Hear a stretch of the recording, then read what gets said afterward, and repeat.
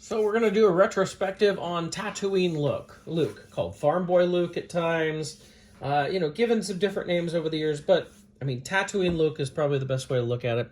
And we start, of course, with the vintage Luke. Now, this is my vintage Luke Skywalker from when I was a little kid. I've gotten a new saber for him because I long since lost it, but I don't have double telescoping, but he has the telescoping saber. And the fun thing about my Luke is you can actually see, if you look closely, his head is glued on. His head broke off when I was a kid, and my dad glued it back on. He used to have like a big, thick ring of, 80s glue, basically, in there. I was able to get that out and put some better glue on there to keep his head on. But this is my original. It's a pretty good rendition. His hair, I have the yellow hair version. Obviously, there's a couple different versions. But, for what it is, it's a pretty good version of Luke to start with. So in 1995, we get Power of the Force 2, and we get a new Luke, and we get what people call He-Man Luke. You could see those muscles bursting out of his robes there. Somewhat reminds me of the original Star Wars art poster, the Hildebrand art, where Luke looks a little more muscular in that, although he's not this muscled. Now, Hasbro said multiple times that, that's the way figures were done. We're muscled, and we're like, well, yeah, if it's Batman or Arnold Schwarzenegger. But, if you go back and look like Jurassic Park figures, like even Dennis Nedry and Alan Grant are sporting some muscles in those. So they're not totally off, but this was kind of silly. Now, this is the long saber version. You can see how gigantic his lightsaber is here. In fact, it's just as tall as he is. Oop, back of my hand again. Just as tall as he is. So that's like a 6-foot-long saber if he was to have that, which is crazy. But they did do a short saber version.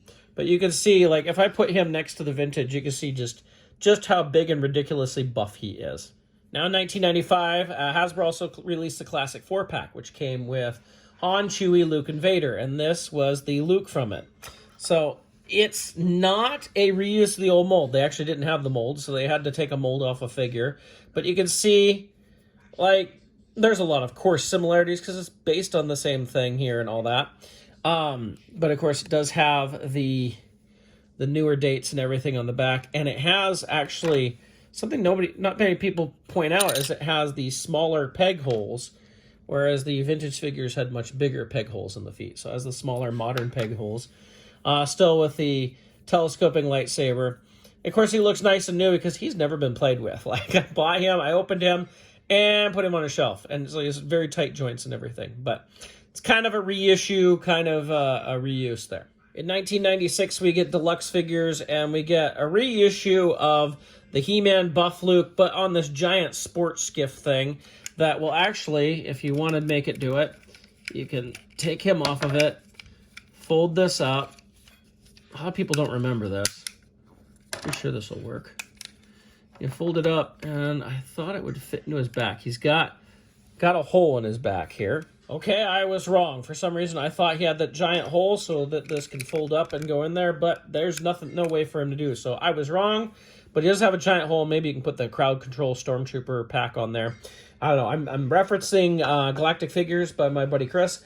And he also said that maybe it's for the Crowd Control Stormtrooper there. But again, this is just a reuse of that same Luke, just with a big hole in his back and a giant ridiculous skiff that would never exist at the movies. But it would get reused later on with Darth Vader, Anakin Skywalker figure for Clone Wars.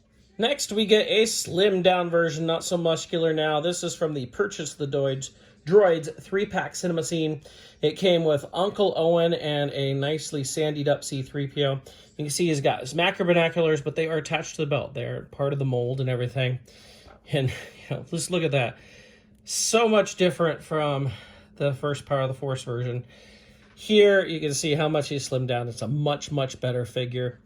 All around, like some good details, including the pouch there in the back and everything, which we had never seen before on a Luke figure. So that says the Purchase of the Droids 3-pack, Luke Skywalker. Next was something I almost forgot, but there was the Gunner Station series. These are from 1998. Hasbro did 3 different Gunner Stations where you get a figure in kind of a mini diorama. In this case, it's the Gunwell Millennium Falcon. You can see we can actually tilt this up so you can see Luke come in and right through the window. You can actually fire off these guns as if they're missiles. Lots of nice pieces to this. If you take this back here and you rotate it, and it'll fire the missiles there. The Luke itself is a reuse, but also a new figure. Let me get him out here. So it's a reuse of that Purchase of the Droids figure from '97, but it has a new skirt on it. And with the skirt, it actually has the Stormtrooper belt on it instead of his belt with the macro binoculars. But you can see everything else is there, but the head also has a headset on it, molded into it. You can even see it's got the Stormtrooper holster right there. So this is a kind of a unique figure, and again, it came with this giant gunner station. They did a Han Solo gunner station, and then they also did a Darth Vader gunner station. And there was plans to do more, but I think there was a wedge one that would come with a TIE Fighter cockpit, or sorry, X-Wing cockpit, and stuff like that, but that never happened. But this is the gunner station Luke Skywalker from 1998. Next up, in the Power of the Force 2 line, we get the Blast Shield helmet Luke from 1998, who comes with a Blast Shield helmet. You can see this is, again, reusing same parts from that Purchase of the Droids Luke. We're getting a lot of mileage out of this.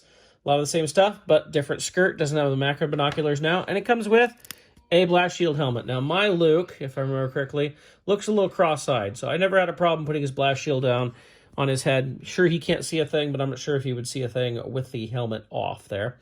You know, again, nice figure. Well done reusing that figure, but giving this first time getting the Blast Shield helmet. This is from 1998. So next we get kind of a deleted scene Luke, but this is from 1999 Power of the Force. This is Luke with a floppy hat, but this also has something else new, and that is elbow joints right here. We had never had that before. He still has the spot where you can attach a macro binoculars. Sorry, that's a new thing too. Used to that being there. So now the macro binoculars are actually a separate piece. You can pull it off and put it back on there. Still has the regular articulation. In fact, it's I think still using the same legs as the previous figures, and the torso actually looks the same, but it does have new arms, of course, and a floppy hat. Yay, we can remove there, so you know he can go talk to Cammy and Fixer at Toshi Station about what he saw in the sky. Well, last time we had elbows that moved. Now we get knee joints on a Luke Skywalker. This is Luke with his T-16 toy that now we found out Obi-Wan gave to him. This is also from 1999. The T-16 toy, some people mistake this as saying that it is a Micro Machine. It is not. This is the Micro Machine T-16. You can see the Micro Machine's actually bigger, and this has the stand on it that you see Mark Hamill break in the movie. But we are still reusing some parts here. You can see the torso is the same, but now the arms are new and different. Of course, different legs, slightly different. But yeah, he's got jointed legs, jointed knees. It was a new thing. And you can still see there's a swivel elbow joint here. So it's not like he's completely... doesn't have anything in the elbows there. So this is the 1999 Luke with T-16 Skyhopper. Next, in 2002, we have the 25th Anniversary 2-pack, which had both Luke and Leia. Take Leia off so we can look at just Luke here. It is in a pre-posed position, because these were all supposed to be action scenes. There was a Han and Chewie, Luke and Leia, and was it Vader and Obi-Wan, I believe. You can see he's got the Stormtrooper belt on. He's holding a grappling hook, very nice grappling hook there. So pretty well done figure, but it is pre-posed, of course. I mean, you can move the legs and arms, 5 POA type stuff here, but it is made specific. I mean, look at this Leia without the Luke. She looks ridiculous. So, and it comes with this pretty nifty stand. These were done in little boxes and stuff. So it's a pretty cool little Luke. Luke actually looks okay by himself there. But it was kind of our first one to get this grappling hook, and I know I didn't talk about it, but the Power of the Force 2 figure, 95, of course, had the grappling hook gun that he came with, which was a little ridiculous. But so this is 2002, 25th anniversary Luke. In 2002, we get this, which is just a reissue of the floppy hat Luke. But he came with a Landspeeder this time, adding him to a new Landspeeder. So it was just kind of a re-release. I thought I'd mention it. So this was a Toys R Us exclusive Landspeeder in 2002, just a re-release. Also, I should note, in 2003, there's a re-release of this guy without the T-16 Skyhopper. I know I still have it there just because I'm just showing the original figure. But this was just a re-release in the Saga collection, still with those knee joints and the swivel elbows. In 2004, we get the Vintage Collection. What's considered the beginning of the Vintage Collection. They came in clamshell cases. I can't remember if they were exclusive to Target, but that's where I bought all mine. And we got this Luke, so technically called the Original Trilogy Collection, Original Trilogy Vintage Collection, OTVC, something like that. Anyway, he's got cloth goods robe, which is a little different. You can actually take that off and you get a fully sculpted torso underneath. He has a better lightsaber than we've seen in a little while. You can see he's got better articulation now in the knees, rotates and everything. Better articulation in the arms. Much better figures. This is where we started to see that additional articulation right around this 2002, 2003. This was 2004. It's an okay figure. I'd love to see a newer TVC of him, maybe without the cloth goods, really update him well. But this is still a pretty cool figure. Nice, experimentation, if you will, with the cloth goods. And the cloth goods actually work on this figure pretty well. So this is from 2004. We will call it the OTVC, I don't know. The Original Vintage Collection is what I like to call it. In 2005, Walmart did a redo of the early bird kit, and you had to pick up this package and then send in the coupon, and you got four figures, exact same as the 4 original figures. Only this is the new Luke we get. You can see they've paid homage to the vintage where he actually has a telescoping saber. Now it's actually blue for once for Luke here. It doesn't quite go all the way in, so it still sticks out a little bit. But you can see we can push it all the way out. And it is that clear blue plastic now, rather than like it was in the beginning. But you can see it's a straight arm, but it's got a ball joint in the shoulder. We have a ball joint in the shoulder too. Just standard swivel in the hip. So it's an interesting figure. It's not the greatest figure, but it's still kind of a fun, interesting figure. He also tends to be a little more gray in his outfit rather than the more white that we usually see. In 2006, we get a reissue of the this guy, the T-16 one. Only now he's got the poncho on, he's got his hat, he's got his gun, but it is the same body underneath. He does have an interesting paint job on the head. I think it's a new head. And that paint job, he looks like he's wearing mascara there or something. It's a little different. But, it's pretty cool to get the fully poncho, floppy hat, rifle, everything here for Tatooine Adventures. But again, it's the same body on that as that old T-16 Skyhopper Luke. And this was from 2006. In 2007, in the 30th anniversary collection, we got this interesting Luke. He's got an interesting face here, and his hair is kind of swept back, like he's out there in the desert playing in the wind. But it is a new sculpt. We have new pieces on this. You see he's actually got his lightsaber there on his belt. Much better arm joints now with swivel and ball joint. Nothing in the knees, though. It's just an interesting head. The cool thing about this figure is it came with a moisture evaporator, a full scale to the figure moisture evaporator that you could add to your dioramas, and that was really cool. But the head was kind of odd on this figure.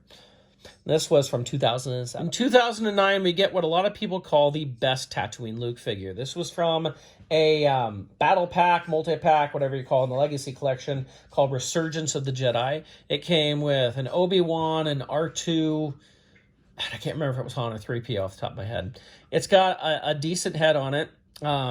It's got a nice body. You can see, I think it reuses some parts from this figure right here that I was just showing. But, of course, a much better head on him. Yeah, it's reusing all the parts from that. And but it looks so much better. It's a really good figure. His legs seem a little short. If you look, they look a little short compared to the rest of his body. But overall, it is a good figure.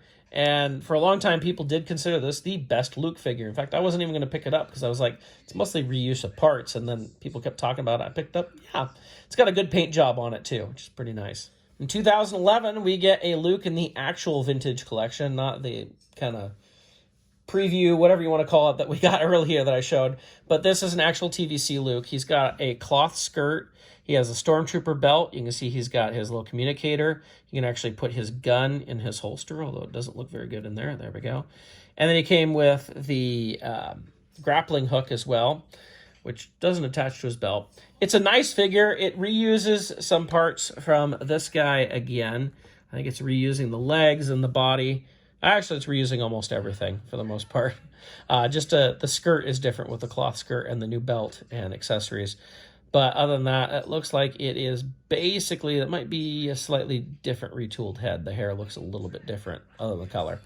But so that is from 2011. It's called the Death Star Escape, and it is from the Vintage Collection. For as many Lukes as we got for so long, we then go a number of years without a new Tatooine Luke. Of course, Black Series was releasing stuff and that sort of thing.